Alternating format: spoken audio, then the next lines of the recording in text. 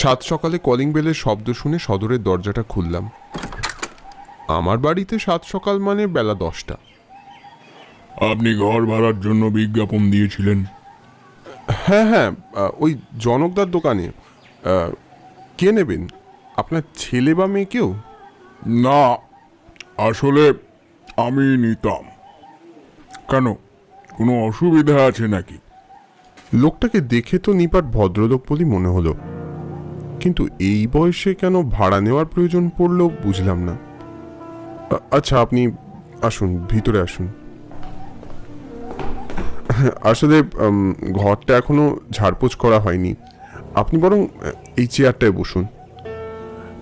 এই উর্মিলা, বলছি একটু চায়ের বন্দোবস্ত করো না।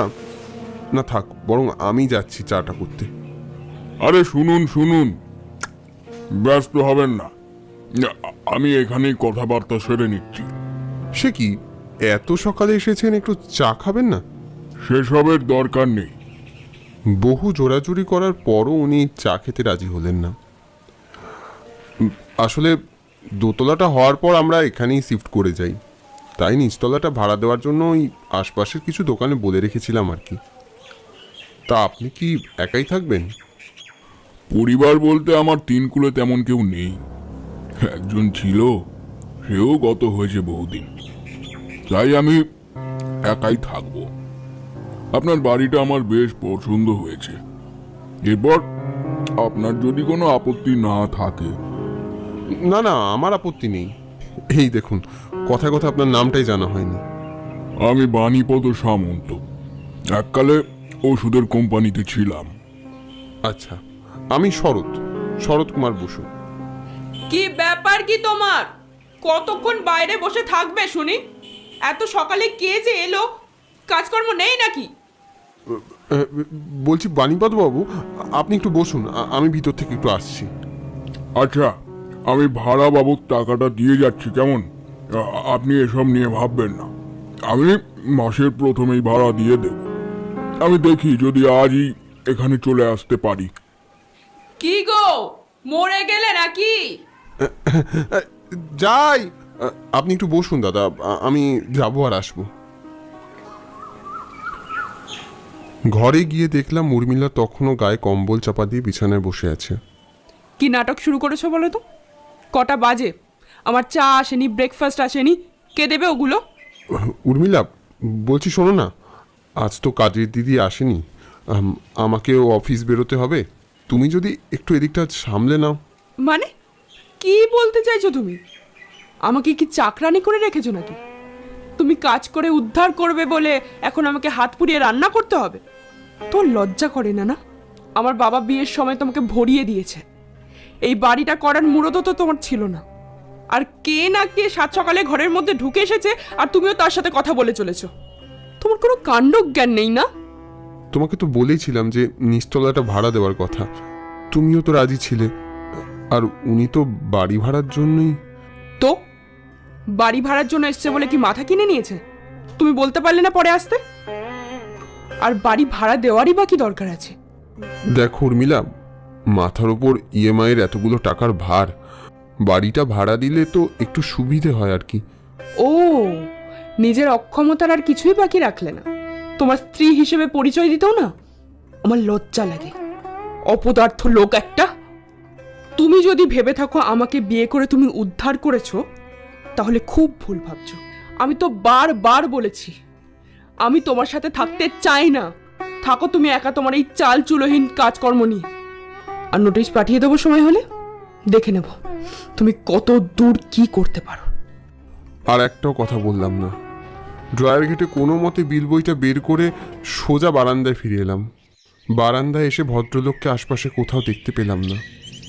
আশ্চর্য, উনি কি চলে গেলেন নাকি?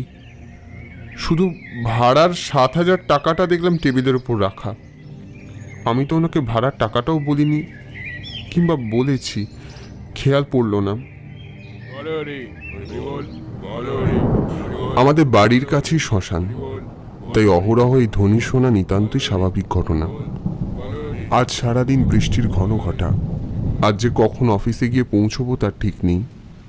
সদরে কারা যেন ডাকাডাকি করছে মনে হলো। মনে হলো শ্মশান যাত্রীরা। কি ব্যাপার? ব্যাপারটা কি দেখার জন্য এগিয়ে গেলাম। আরে দাঁড়ান দাঁড়ান, আসছি। সিঁড়ি দিয়ে হুড়মুড়িয়ে নেমে এসে দেখলাম বৃষ্টিতে কাক ভেজা হয়ে দরজার গ্রিল ধরে দাঁড়িয়ে আছে একটি মেয়ে। এলো চুল, আর কি যেন বিড়বিড় করে চলেছে। মরবে, ও মরবে, ও মরবে। মেয়েটার ঠিক পিছনেই দেখলাম একটা দীর্ঘকায় মৃতদেহ, সাদা কাপড়ে জড়ানো। ওখানে আর কাউকে দেখলাম না। মেয়েটার ওই অদ্ভুত দৃষ্টি দেখে চোখ সরাতে পারলাম না, যেন কত কালের ক্ষোভ জমে আছে ওর চোখে। বাহ, এখানে শুভ দৃষ্টি চলছে দেখছি। শরৎ, কে ওই মেয়েটা? কি ব্যাপার? এই মেয়ে, যাও এখান থেকে, যাও। তুই তুই তুই মেরেছিস, তোকেও মরতে হবে, তোকেও মরতে হবে। তুই তুই চিনতে পারছিস না আমায়? না চিনতে পারছিস না? ওমা, ওমা গো, এ তো পাগলের উৎপাত দেখছি। এই, যা এখান থেকে, যা যা। তুমি দাঁড়িয়ে দাঁড়িয়ে দেখছো কি? কোথা থেকে সব পাগল ছাগল জুটিয়ে এনেছে। মেয়েটা হঠাৎই শান্ত হয়ে গেল, তারপর বৃষ্টির মধ্যে কোথায় যেন মিলিয়ে গেল। আমি পর্দাটা টেনে দিলাম। বাহ, আমাকে ঘরে বসিয়ে রেখে ভালোই চালাচ্ছ। আমাকে বোকা বানানোর চেষ্টা করো না বলে দিলাম। তুমি কি ভাবছো আমি ঘাসে মুখ দিয়ে চলি? আমার সন্দেহ যদি ঠিক না হবে, তাহলে ও আমাকে দেখে ওরকম খ্যাপামো করছিল কেন?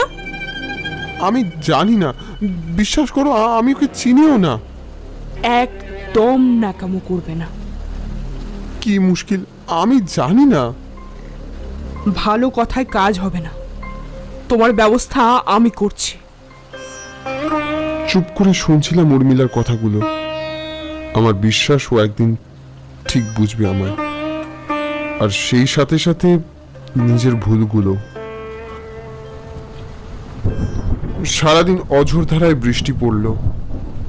অফিসে আজও যাওয়া হলো না। সপ্তাহখানেক ধরে দেরিতে অফিস যাওয়া, কখনো অ্যাবসেন্ট, সব দিন সামলে উঠতে পারি না। অফিস থেকে নোটিশও পাঠিয়ে দিয়েছে, আর কদিন এই চাকরি টিকবে জানি না। তবু বাড়ি ভাড়ার টাকাটা পেলে একটু মনের দিক থেকে খানিক স্বচ্ছন্দে থাকা যায়।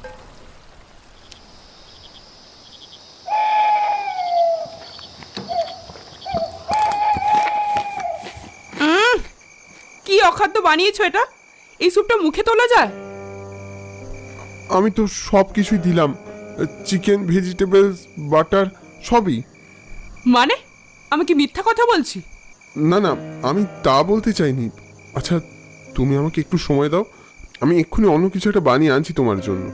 থাক, আর লাগবে না। আমি আধপেটা খেয়েই থাকবো। তোমার ইচ্ছা থাকলে তুমি আগেই ভালো করে বানিয়ে আনতে। সিঁড়ি দিয়ে নিচের তলায় নামছিলাম, সেই মুহূর্তে কারেন্টটাও চলে গেল সারা বাড়িতে। দেখলাম বাণীবাবু একটা টর্চ হাতে দাঁড়িয়ে আছেন। এ কি, আপনি? আর বলো না ভায়া, সব কিছু শেষ হতেই অনেক রাত হয়ে গেল।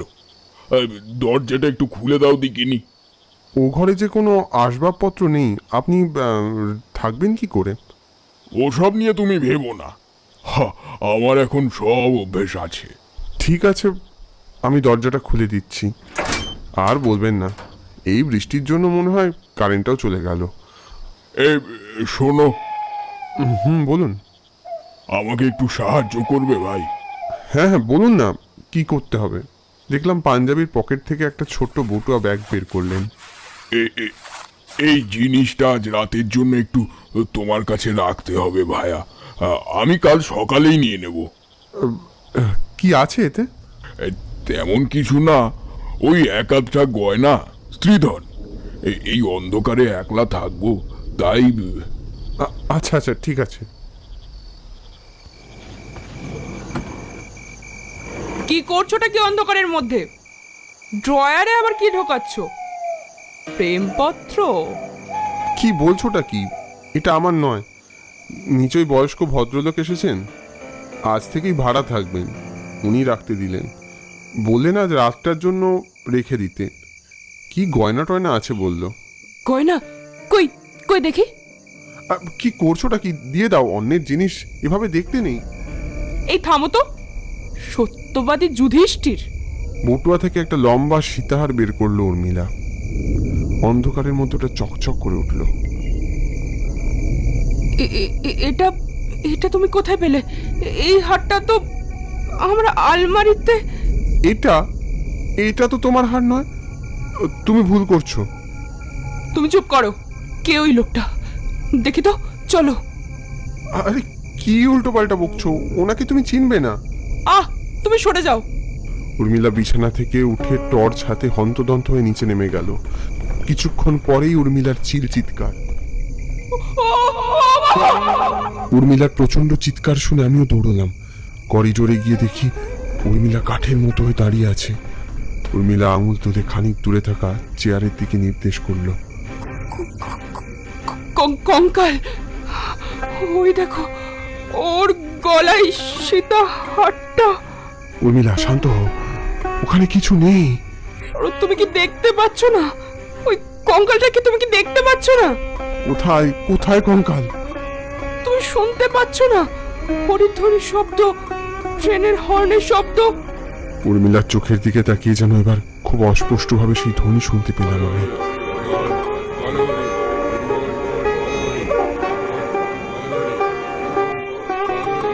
তৎক্ষণাৎ বাইরের গেটে একটা জোরালো শব্দ।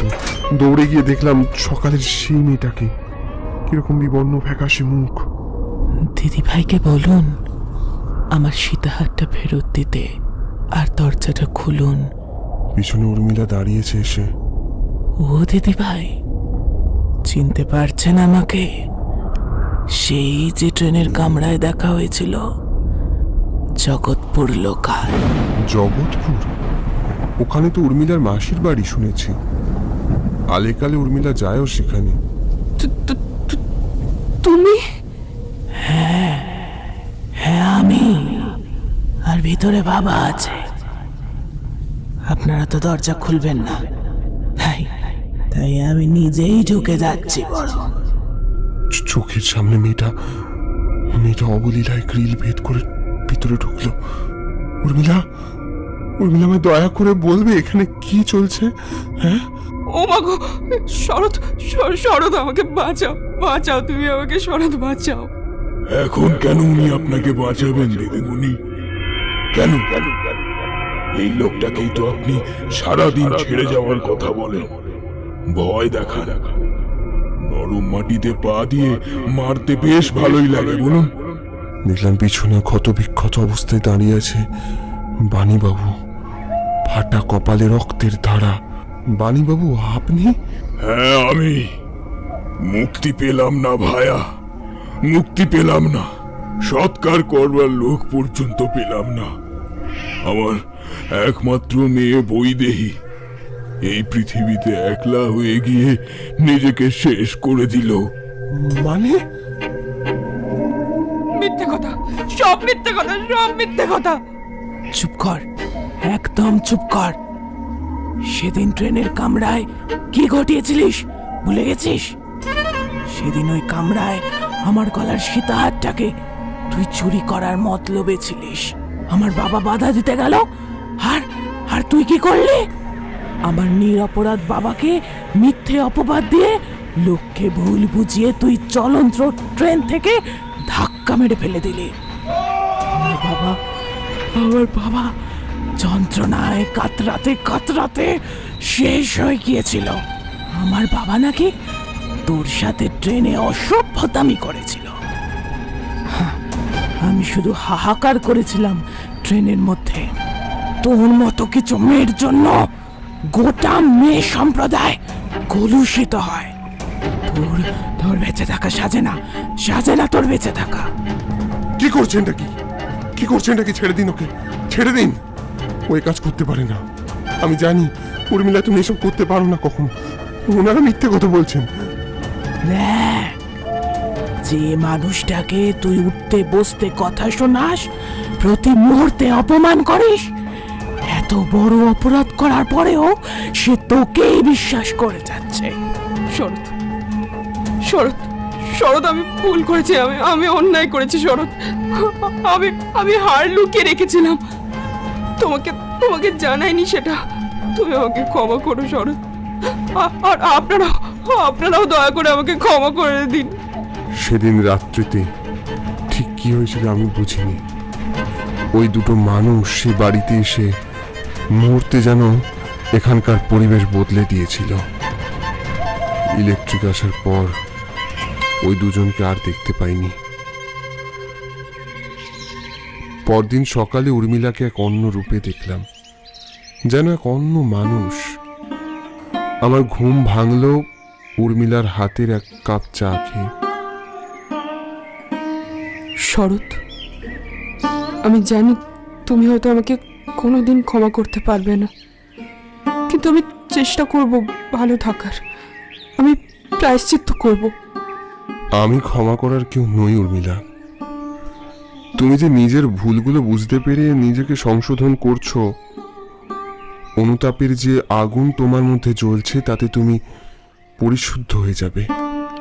আমি তোমাকে আজও একইভাবেই ভালোবাসি উর্মিলা, ঠিক প্রথম দিনের মতো। আমার মনে হয় তোমার এই অনুতপ্ত মনই তোমার সবচেয়ে বড় প্রায়শ্চিত্ত। ওর চোখ থেকে ফোঁটা ফোঁটা জল গড়িয়ে পড়ল ওর গাল বেয়ে।